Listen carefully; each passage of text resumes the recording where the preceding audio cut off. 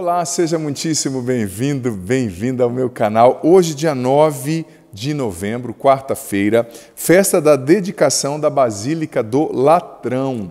Vou explicar um pouquinho o que é essa festa. Segundo uma tradição que remonta ao século XII, celebra-se neste dia a dedicação da Basílica de São João do Latrão, San Giovanni Laterano, em Roma, né?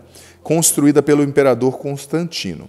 Inicialmente foi uma festa exclusivamente da cidade de Roma, mais tarde estendeu-se à igreja de rito romano, com o fim de honrar a basílica que é chamada mãe de todas as igrejas da urbe e do orbe, como sinal de amor e unidade para com a cátedra de Pedro, para com o Papa, que, como escreveu Santo Inácio de Antioquia, preside a Assembleia Universal da Caridade. Então a gente celebra a dedicação dessa igreja, né, que é muito importante, foi feita lá muito tempo atrás, né, no século IV. Tá bom? Então vamos lá. Se você é nova aqui no canal, convido você a se inscrever agora no canal, por gentileza. Ativa já o sininho das notificações para você ser informado, informada. Todas as vezes que entrar um conteúdo novo por aqui, nessa quarta-feira, ativa já o sininho das notificações. E também deixa já o seu joia, seu like, sua curtida nesse vídeo, porque assim você me ajuda demais a evangelizar.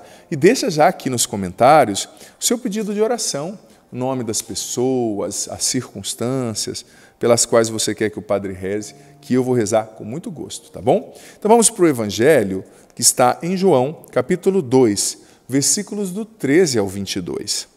Estava próxima a Páscoa dos judeus, e Jesus subiu a Jerusalém. No templo encontrou os vendedores de bois, ovelhas e pombas e os cambistas que estavam aí sentados. Fez então um chicote de cordas e expulsou todos do templo, junto com as ovelhas e os bois, e espalhou as moedas e derrubou as mesas dos cambistas. E disse aos que vendiam pombas: tirai isto daqui, não façais da casa de meu pai uma casa de comércio.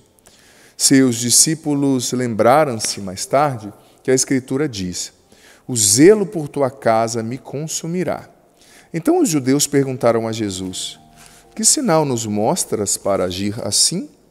Ele respondeu: destruí este templo, e em 3 dias eu o levantarei.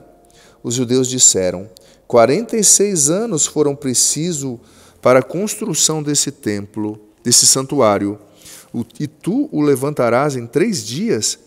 Mas Jesus estava falando do templo do seu corpo. Quando Jesus ressuscitou, os discípulos lembraram-se de que ele tinha dito e acreditaram na Escritura e na palavra dele. Palavra da salvação, glória a vós, Senhor. Querido filho, querida filha, nós vemos essa passagem de Jesus expulsando, literalmente, os vendilhões do templo. E olha, é claro, existem muitas frases por aí, sobretudo entre os protestantes, os evangélicos, dizem assim que Deus não habita em templo, usa versículo bíblico, Deus não habita em templo feito por mão humana, Deus só habita no coração da gente. Mas, gente, claro, a gente não vai adorar o templo, mas a gente precisa respeitar a casa de Deus, amar o templo que é a igreja e honrar esse espaço no qual Deus se manifesta, onde são celebradas as missas, onde Jesus fica vivo na Eucaristia no sacrário, onde estão as imagens dos mártires, dos santos. Nós não vamos ser idólatras e adorar as pedras, mas a gente tem que honrar e respeitar a igreja, o templo, o espaço físico da igreja. Esse discurso, Deus não habita nisso.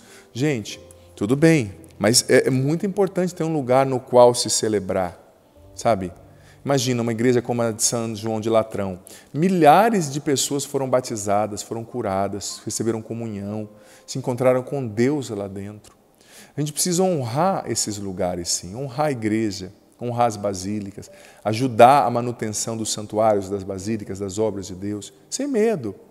E também guardar bem o que Jesus disse nesse evangelho: não façais da casa do meu pai uma casa de comércio. Não é que a igreja não pode ter nada, por exemplo, vender nada, porque como ela vai se manter? Tem gente que é assim, a igreja não pode vender, não pode pedir. Então, como é que paga a luz? Como é que paga a água? Como é que paga funcionário? Como é que troca o altar? E ainda pessoas assim querem a igreja limpa, mas é só você administrar uma casa simples, você vai ver o quanto custa administrar um prédio, um patrimônio, né? Então, claro, a igreja vai ter seus meios, só que nós, como católicos, cristãos em geral, precisamos preservar a integridade do templo, né? Ou seja, não ficar fazendo coisas dentro da igreja, não ficar profanando os espaços sagrados, né? Se tiver que fazer uma quermesse, uma coisa, faça fora da igreja, né? Uma festa, porque a igreja é um lugar sagrado, a gente tem que honrar. Tão bonitos os antigos, você nunca vai ver um velhinho, uma velhinha, por exemplo, mais antigo, sobretudo do interior, entrar numa igreja de chapéu, entrar numa igreja de qualquer jeito, a pessoa tira o chapéu, tira o boné, faz o nome do Pai, faz a genuflexão, que é quando abaixa, né, e coloca o joelho assim no chão, dos joelhos, é lindo, porque Jesus está ali na Eucaristia, né? É lindo esse respeito. Ai, padre, eu sou inteligente, eu não penso assim, isso não é inteligência. Inteligência é respeitar. A gente não pode perder o respeito pela casa de Deus, pela igreja, pelo templo. Tão bonito quando as pessoas passam na frente da igreja e fazem o nome do Pai, né? É um sinal de respeito.